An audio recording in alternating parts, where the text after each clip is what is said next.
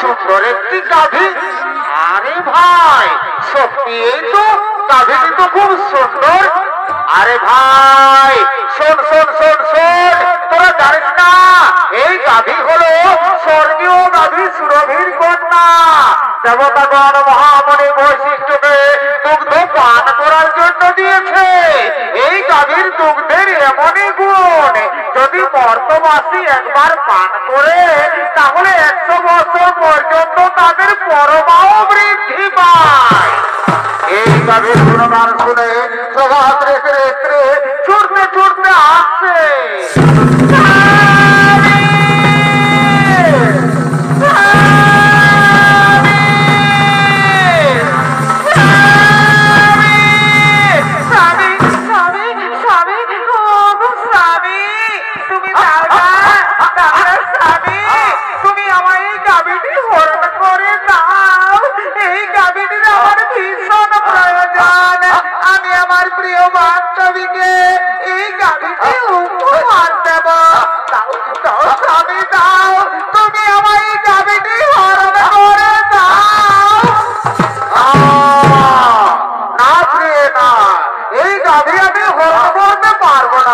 তাছাড়া আমরা মনে রেখেগণ এই গাভী হরণ করে আমরা কি করব? তুমি জানো না ওই মর্তলোকে ঈশ্বর রাজার কন্যা চিত্তবতী আমার প্রিয় বান্ধবী, এই গাভীটি আমি তাকে উপহার দেব। দাও স্বামী দাও, তুমি আমার এই গাভীটি হরণ করে দাও। ওরে ভাই ওরে ভাই মনে কর তোমরা বলো আমি এখন কি করব? শোনো শোনো প্রভাত রেখে, তুমি কি করবে সেটা আমরা বলতে পারবো না, তবে এটা আমরা বলতে পারি এই গাভীকে যদি তুমি হরণ করো তাহলে মহামণি বৈশিষ্ট্য আমাদের কাউকেই ছাড়বে না।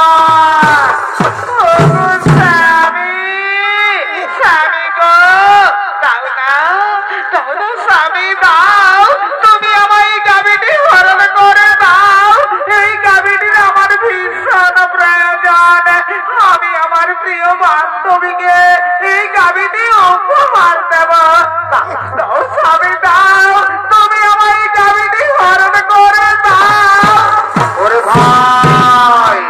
ভাই মনে কর তোমরা একটু দাঁড়াও, আমি এক্ষুনি গাভী হরণ করে নিয়ে যাচ্ছি।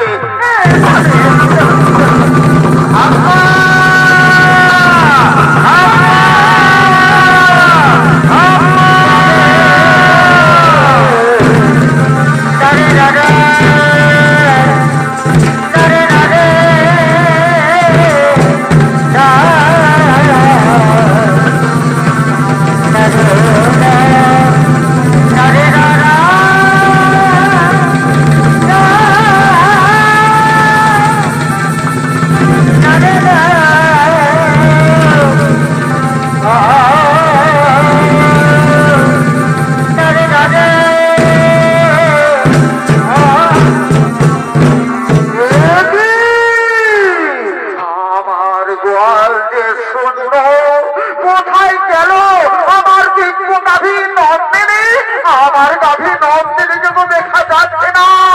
নন্দিনী নন্দিনী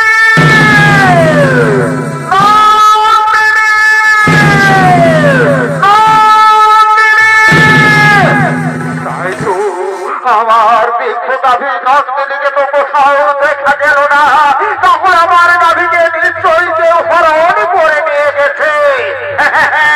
আমায় ধান চোখে দেখতে হবে কোথায় গেল আমার দিব্য গাভী নন্দিনী।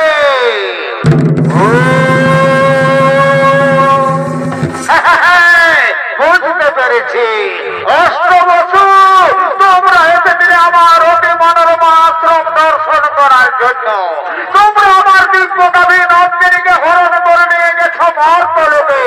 যাও, আমি তোমাদের অভিশাপ দিচ্ছি, মর্তলোকে মানব কুলে জন্ম নেবে তোমরা।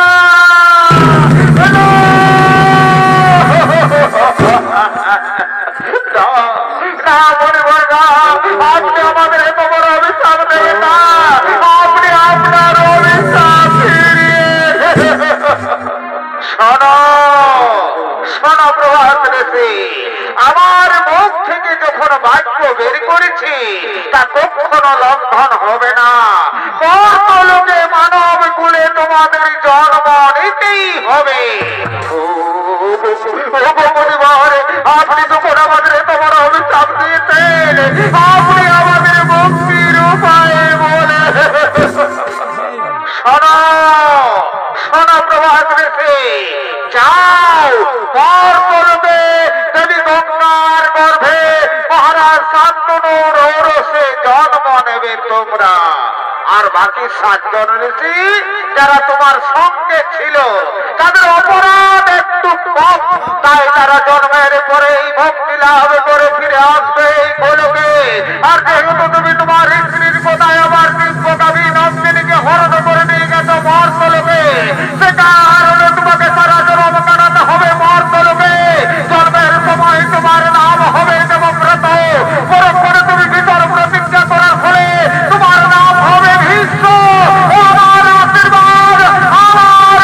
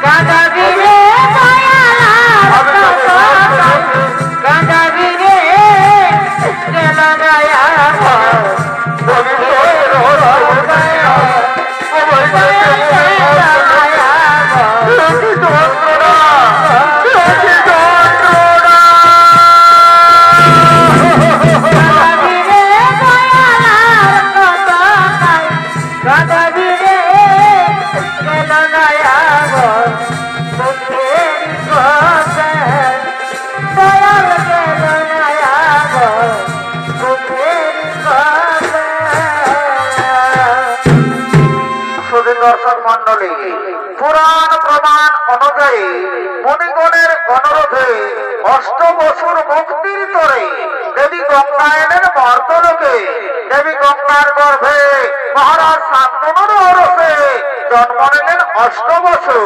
8ম গর্ভে জন্ম নিলেন প্রভাস ঋষি। জন্মের সময় তার নাম হয় দেবব্রত, পরক্ষণে তিনি ভীষণ প্রতিজ্ঞা করার ফলে তার নাম হয় ভীষ্ম। আর এদিকে কাশী রাজের কন্যা অম্বা, কাশী রাজের কন্যা অম্বা সে শোভাধিপতি শাল্য রাজের প্রেমে পড়েছে। তাই শোভাধিপতি শাল্যরাজ অম্বার সঙ্গে দেখা করার জন্য চলেছে নির্জনে।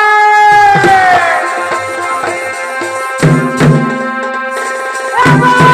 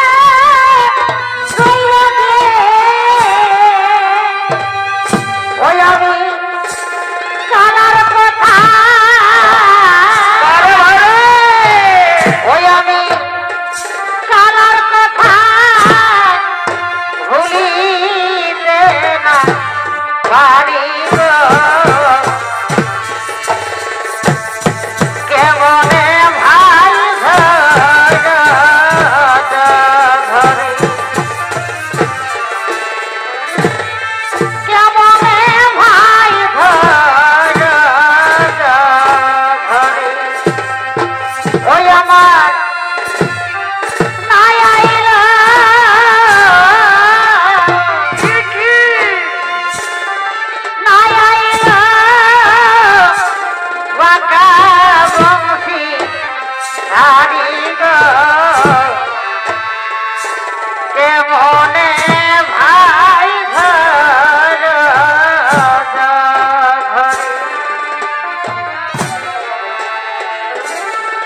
কেমনে ভাই ধর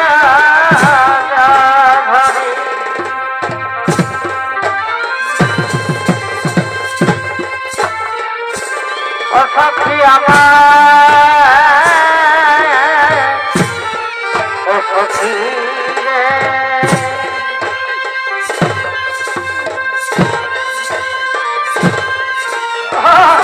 আচ্ছা আচ্ছা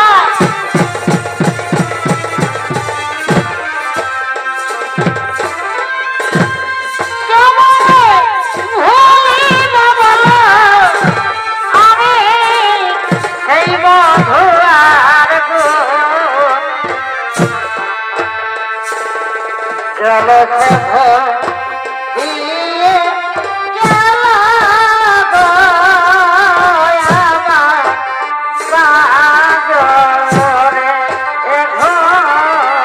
পারে বলছো ওস্তাদের ছেলে ওস্তাদ রে গেল দিয়ে গেল গো আমার সাগরাই গো যে দুঃখ দিয়েছ মরে আর সেই দুঃখে নয়ন ঝরে না ও আমি কেমনে ভুলিব বলো সেই মধুয়ার গো গেল সাধ দিয়ে গেল গো আমার পাগল দেখো গেল সাধ দিয়ে গেল গো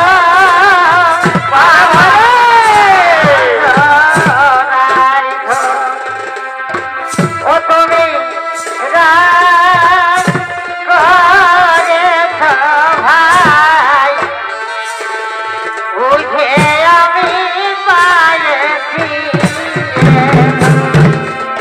ও তুমি ভাই